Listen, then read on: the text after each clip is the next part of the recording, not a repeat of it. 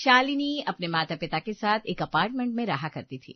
उसकी ज्यादातर सहेलियां भी उसी अपार्टमेंट में और कुछ उसके आसपास रहती थी। अपनी सहेलियों के साथ घर के आसपास मार्केट में घूमना, मौज मस्ती करना शालिनी को बहुत पसंद था। रात के 10 बजे शालिनी के पास रीना का फोन आता है। शालिनी, तूने डिनर कर लिया क्या? हाँ यार, अभी थोड़ी देर पहले किया है। वॉक पर चलिए, चलना थोड़ा घूम कर आते हैं। मैं कोमल को भी बुला लेती हूँ। अच्छा ठीक है, मैं आती हूँ। शालिनी ना तो अपने कपड़े बदलती है और ना ही चप्पल। वो उसी वक्त रीना के साथ वॉक पर जाने के लिए नीचे उतर जाती है। थोड़ा आगे बढ़ने पर उसे रीना और कोमल दोनों मिल जाती हैं। तीनों सहेलियां गप्पे करते हुए नाइट वॉक करती है। थोड़ी देर बाद, यार वो देख, आइसक्रीम वाला। आइसक्रीम खाएगी? हाँ यार, रात में आइसक्रीम खाने का अलग ही मजा है ना। तीनों सहेलियां आइसक्रीम वाले के पास जाती हैं और अपने अपने पसंद की आइसक्रीम खरीदती हैं। तीनों सहेलियां साथ में हो, साथ में आइसक्रीम और गपशप। इन तीनों का कॉम्बिनेशन कितना सुहाना हो सकता है, इसका अंदाजा आप लगा ही सकते हैं। कॉलेज से लौटते वक्त घर के पास वाले बाजार में मटर गश्ती करना, कभी गोलगप्पे खाना तो कभी कपड़ों की मैचिंग की झुमकी और लिपस्टिक खरीदना। दरअसल छोटे से अपार्टमेंट के पास ये सारी चीजें बड़ी आसानी से मिल जाती है, जिस वजह से शालिनी का अच्छा टाइम पास हो जाता है। लेकिन धीरे धीरे कॉलेज की पढ़ाई खत्म हो जाती है और उसकी सहेलियों की शादी होने लगती है। एक दिन रीना शालिनी के घर आती है। हाय शालिनी। हाय रीना, कैसी है तू? आ बैठ। ये तेरे हाथ में क्या है? मेरी सगाई का कार्ड। 10 दिन के बाद मेरी सगाई है और अगले महीने मेरी शादी। तुझे जरूर आना है, कोई बहाना नहीं चलेगा। कैसी बात कर रही है तू? मैं और बहाना? तेरी सगाई में मैं ना आऊं, ऐसा हो ही नहीं सकता। वैसे लड़का क्या करता है? मत पूछ यार, लड़का प्राइवेट जॉब करता है, लेकिन बहुत रिच फैमिली है। वे लोग हमारी तरह अपार्टमेंट में नहीं रहते, उनका अपना बंगला है। अच्छा? हाँ, काफी बड़ा है। उनके बंगले में नौकरों के लिए अलग कमरा है, मेहमानों के लिए अलग कमरा। हर कमरे में एसी और टीवी लगा हुआ है, बिल्कुल 5 स्टार होटलों की तरह है। वाह यार, तू तो बहुत लकी निकली। इतने बड़े घर में तेरी शादी हो रही है? कोई ना, तू भी अपने लिए कोई बड़े घर वाला लड़का ही पसंद करना। तेरी भी शादी हो जाएगी बंगले वाले से। दोनों सहेलियां हंसी ठिठोली करती है, लेकिन शालिनी के मन में ये बात घर कर जाती है कि अब उसे भी बड़े घर में शादी करनी है। उसका ये इरादा तब और भी पक्का हो जाता है जब कोमल की शादी भी एक बड़े परिवार में तय हो जाती है, जिनका अपना खुद का बड़ा आलीशान घर और अमीरों वाले ठाट बाट होते हैं। मुझे अब अपार्टमेंट में नहीं रहना, मुझे भी बंगले में रहना है। कितना अच्छा होगा ना अगर मेरी शादी भी किसी अमीर फैमिली में हो जाए। उनका भी अपना बड़ा घर हो, नौकर चाकर हो। बड़ी शान के साथ रहूंगी, जैसे रीना और कोमल रहेंगी। शालिनी मन ही मन चाहती है कि उसकी शादी किसी बड़े और अमीर परिवार में हो। कुछ दिनों के बाद उसकी दोनों सहेलियों की शादी हो जाती है। शादी के बाद रीना और कोमल उसे अपने ससुराल के किस्से बताया करती। यार शालिनी, क्या बताऊं तुझे, मेरी ससुराल में सबके कमरों में अटैच बाथरूम है और बाथरूम में बाथटब भी है। कमरे इतने बड़े बड़े हैं कि कमरों में बेड के साथ सोफे भी लगे हैं। तू मेरे ससुराल में आना, मैं तुझे अपना घर दिखाऊंगी। यहाँ जिसका भी गेस्ट आता है ना, वो उसके कमरे में ही बैठता है, क्योंकि यहाँ हर कमरा ड्राइंग रूम जैसा है यार। अपने गेस्ट को अपने कमरे में बिठा कर अपनी सारी बातें खुलकर करो यार। तुझे तो बहुत सही घर मिला है। तुझे भी मिलेगा, तू चिंता मत कर। बस अंकल आंटी से कह दे तेरे लिए ऐसा ही ससुराल ढूंढे। इसी तरह रीना भी शालिनी को अपने ससुराल के बारे में बताती। अब शालिनी की यही इच्छा थी कि उसकी शादी भी ऐसे ही घर में हो जैसे उसकी सहेली की हुई है। शालिनी की ये इच्छा भी पूरी हो जाती है। उसकी शादी अभय नाम के लड़के से हो जाती है। अभय के माता पिता का अपना बंगलो होता है। वे काफी अमीर और स्टेटस मेंटेन करने वाले लोग होते हैं। शादी के बाद शालिनी अपने ससुराल यानी कि बड़े घर में आ जाती है। शादी की रस्मों के कुछ दिनों के बाद अब जिंदगी सामान्य पटरी पर आ जाती है। एक रात खाना खाने के बाद शालिनी का मन होता है कि वो घर के बाहर टहलने जाए। अभय, चलो ना वॉक पर चलते हैं। चलो। अभय शालिनी के साथ घर के बाहर बने लॉन में आता है और टहलने लगता है। थोड़ी देर के बाद शालिनी बंगले का गेट खोलकर बाहर जाने लगती है। शालिनी, अभी कहाँ जा रही हो तुम? घर के बाहर चलो ना, यहाँ मुझे मजा नहीं आ रहा। घर के बाहर चलते हैं, सड़क पर टहलेंगे। अरे लेकिन तुम इस वक्त सड़क पर जाकर क्या करोगी? वॉक करूंगी, और क्या करूंगी। तुम तो बच्चों की तरह डर रहे हो, चलो मेरे साथ। शालिनी अभय का हाथ पकड़कर उसे बाहर की ओर ले जाने लगती है। तभी उसकी सास करुणा वहां जाती है। अबे बेटा, इतनी रात में बहू को लेकर कहाँ जा रहा है? माँ, मैं इसे लेकर नहीं जा रहा हूँ, ये मुझे लेकर जा रही है। मम्मी जी हम दोनों बाहर वॉक पर जा रहे हैं, थोड़ा घूम फिर आएंगे। शालिनी बहू तो इस वक्त बाहर जा रही है और वो भी इस हालत में? शालिनी खुद को ऊपर से नीचे तक देखती है। लेकिन मेरी हालत को क्या हुआ है मम्मी जी? शालिनी बहू तूने घर के कपड़े पहने हुए है। देख बहू, इस सोसाइटी में हमारा स्टैंडर्ड है, हम लोगों के सामने अपना स्टेटस मेंटेन करके रखते हैं। अब देख, तूने और अभय दोनों ने घर के कपड़े और चप्पलें पहन रखी है। हम इन कपड़ों में बाहर तो क्या लॉन तक भी नहीं आते। हम तो लॉन में बैठने से पहले भी अपने कपड़े और जूते बदलते हैं, और तू इस समय ऐसी हालत में सड़क पर जा रही है। मम्मी जी वो मेरा बहुत मन था, थोड़ा मार्केट तक टहल के आती और कुछ चिप्स वगैरह ले आती। इस वक्त मार्केट? बाहर सारे मार्केट बंद हो चुके होंगे। क्या सारे मार्केट बंद हो चुके होंगे? हाँ, यहाँ तो 9 बजे सारे मार्केट बंद हो जाते हैं। तुझे खाने पीने का कुछ सामान मंगवाना है तो तू ऑनलाइन ऑर्डर कर ले, करुणा अभय से कहती है। अभय तू शालिनी के लिए सामान ऑर्डर कर दे, जो कुछ भी उसे चाहिए। और शालिनी बहू तू घर के अंदर आ जा, कल दिन में मैं तुझे मार्केट ले चलूंगी। हाँ मम्मी, अभी ऑर्डर कर देता हूँ। अभय ऑनलाइन सामान मंगवा लेता है। ये लो शालिनी, तुम्हारी चिप्स कोल्ड ड्रिंक आ गई। जब घर बैठे बैठे सामान आ रहा है तो फिर तुम्हें बाहर जाने की क्या जरूरत है। शालिनी को घर बैठे बैठे चीजें तो मिल जाती है, लेकिन उसे शादी से पहले की वो बातें याद आने लगती है, जब वो बड़ी बेफिक्री के साथ सहेलियों के साथ रात में घूमने जाया करती थी। यार, शादी से पहले हम कितनी मस्ती किया करते थे। रात में घूमते फिरते खाते पीते थे, कोई रोक टोक नहीं थी। यहाँ तो जैसे मैं महल में कैद हो गई हूँ। शालिनी का मूड ऑफ हो जाता है। बड़े बंगले के कई फायदे थे, बड़े बड़े कमरे और हर कमरे की अलग अलग सजावट, लेकिन इतने बड़े घर में शालिनी को काफी अकेलापन महसूस होने लगता है। एक दिन अभय तो ऑफिस चले गए, मम्मी जी और पापा जी हमेशा अपने कमरे में टीवी देखते रहते हैं। अब मैं किससे बात करूं? शालिनी ऑफिस में अभय को फोन करती है। अभय, मैं बोर हो रही हूँ। शालिनी, मैं काम कर रहा हूँ, तुम ऐसा करो, जाओ जाकर मम्मी पापा से बात कर लो। ठीक है। शालिनी अपने सास ससुर के कमरे के पास जाती है और दरवाजा खटखटाती है। करुणा दरवाजा खोलती है। शालिनी बहू आ बैठ। शालिनी सोफे पर बैठ जाती है। करुणा और मुकेश दोनों टीवी देखने में व्यस्त होते हैं।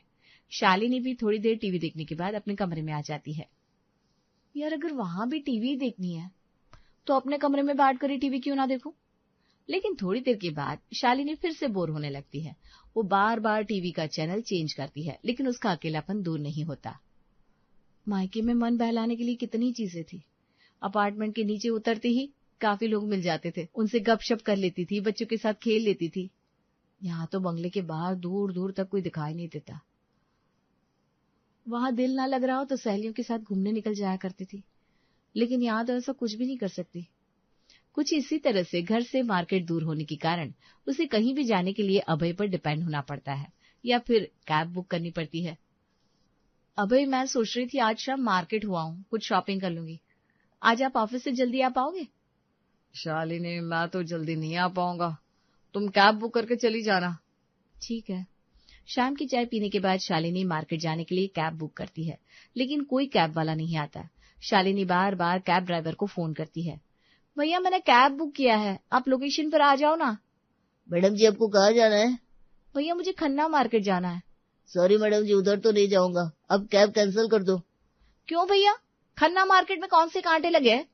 कांटे नहीं लगे मैडम जी, आपकी लोकेशन से खन्ना मार्केट बहुत दूर है। आपकी लोकेशन भी शहर से बहुत अलग जगह पर है, वहां से हम सवारी नहीं उठाते। ऐसा कहकर ड्राइवर फोन काट देता है। अरे, ये क्या बात हुई, हम आपकी लोकेशन पर नहीं आते। शालिनी दूसरी कैब बुक करती है, तीसरी कैब बुक करती है। इस तरह से वो कई कैब बुक करती है। 1 घंटा निकल जाता है, लेकिन कोई कैब वाला नहीं आता। रात के 8 बज गए, अब क्या बाजार जाऊंगी। हद है यार, यहाँ से कहीं जाना भी मुश्किल है। अगर अभय अपनी गाड़ी से लेकर कहीं जाएंगे तो ही जा सकूंगी, वरना नहीं जा सकती। और अभय को तो फुर्सत ही नहीं है। बड़ा घर, बड़ा और आलीशान बंगला, शान और शौकत, ये सारी चीजें दूर से ही अच्छी लगती है। ये बात धीरे धीरे शालिनी को समझ में आ रही थी। घर के कामकाज के लिए नौकर चाकर थे, लेकिन इसके बाद भी एक हाउसवाइफ को अपने घर की जिम्मेदारी खुद उठानी पड़ती है। जितना बड़ा घर उतनी बड़ी जिम्मेदारी। घर के नौकर घर में झाड़ू पोछा का काम करते, लेकिन पूरे घर को साफ सुथरा रखना, उसे मेंटेन करना, ये सब शालिनी को करना पड़ता था। शालिनी, मेरी नीली वाली फाइल कहाँ है यार? आप कल लाइब्रेरी रूम में काम कर रहे थे ना, वहीं आपने रखी होगी। जरा उसे ले आओ ना, उसे लेकर ऑफिस जाना है। ठीक है, अभी लाती हूँ। शालिनी लाइब्रेरी रूम में जाती है, लेकिन वो फाइल उसे नहीं मिलती। वो इधर उधर फाइल को ढूंढने लगती है।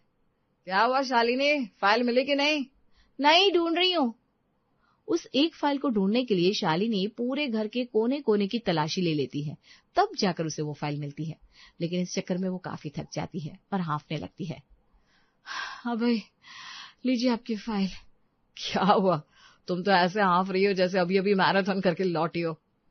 आपकी फाइल ढूंढने के लिए मुझे दौड़ दौड़ कर हर कमरे में जाना पड़ा।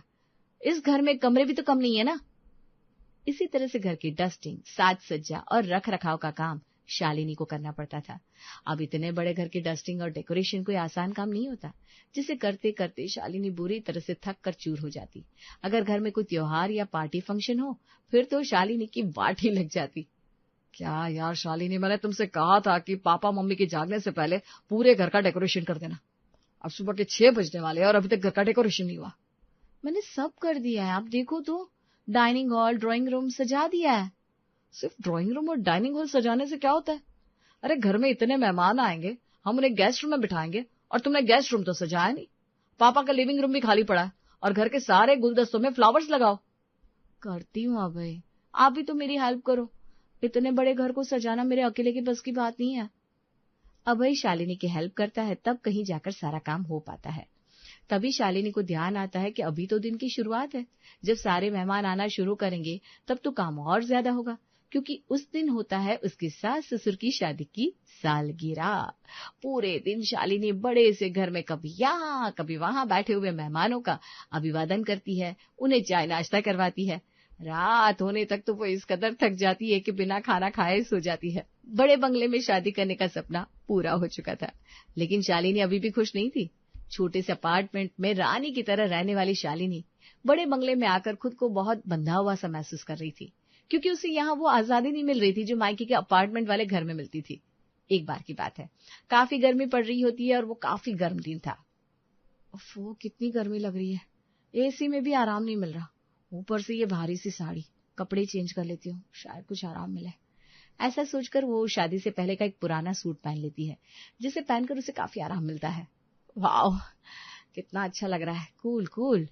तभी करुणा उसे देख लेती है और लंबा चौड़ा लेक्चर पिला देती है। ये क्या शालिनी बहू, ये तूने कैसे कपड़े पहन लिया है? वो मम्मी जी, मुझे काफी गर्मी लग रही थी। ये कॉटन का हल्का सूट है। हाँ, थोड़ा पुराना है, लेकिन इसमें मुझे काफी आराम मिल रहा है। कटवा दी ना हमारी नाक। मम्मी जी, मैंने एक सूट ही तो पहना है, इसमें आपकी नाक कैसे कट गई?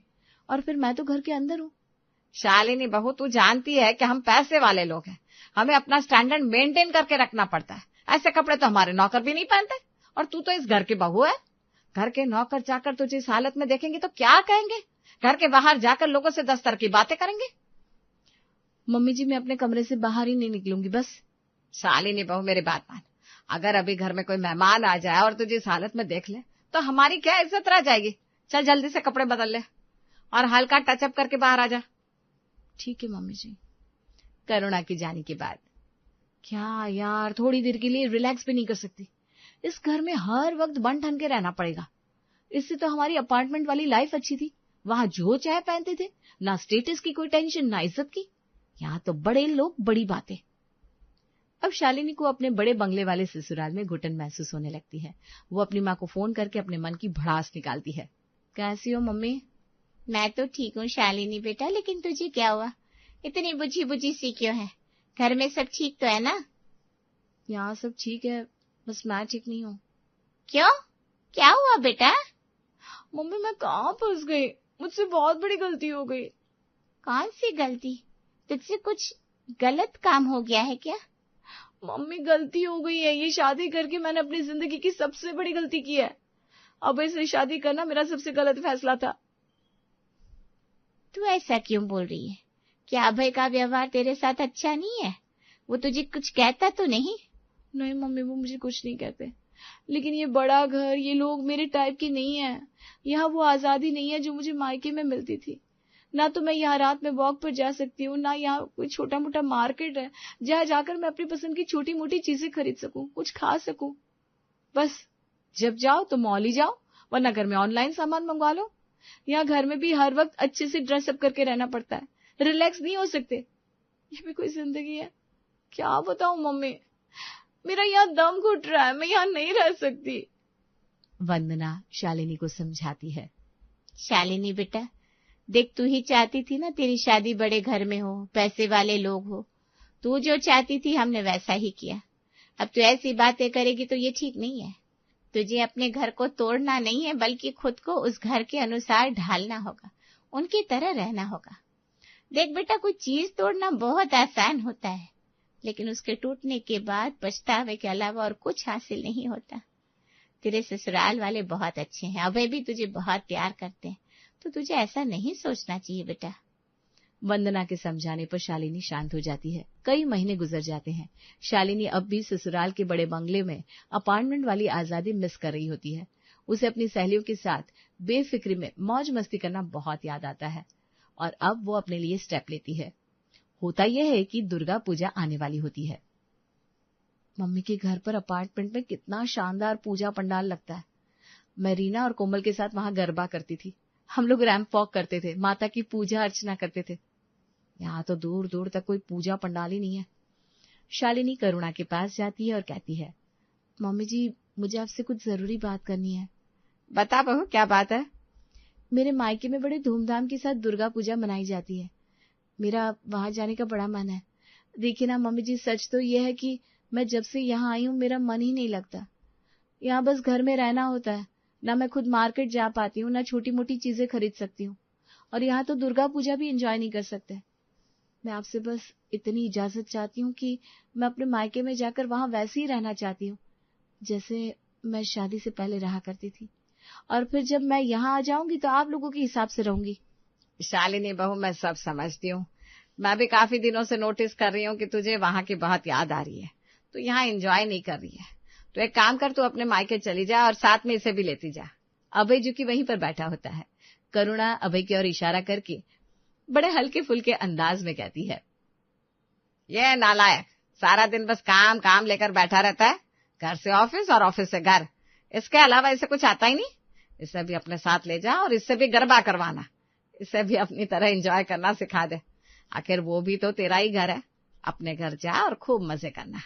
तेरा जब तक दिल करे वहां रहना, और थोड़ा इसे भी घूमना फिरना सिखा कर लाना। बहू, मैं जानती हूँ जो खुशियां छोटी छोटी चीजों में मिलती है वो बड़ी बड़ी चीजों में नहीं मिलती। करुणा के मुंह से ऐसी बातें सुनकर शालिनी काफी खुश हो जाती है। ठीक है मम्मी जी। शालिनी अभय के साथ अपने मायके चली जाती है। कुछ दिन वहां पर रहकर अपने पुराने दिनों की याद ताजा करती है।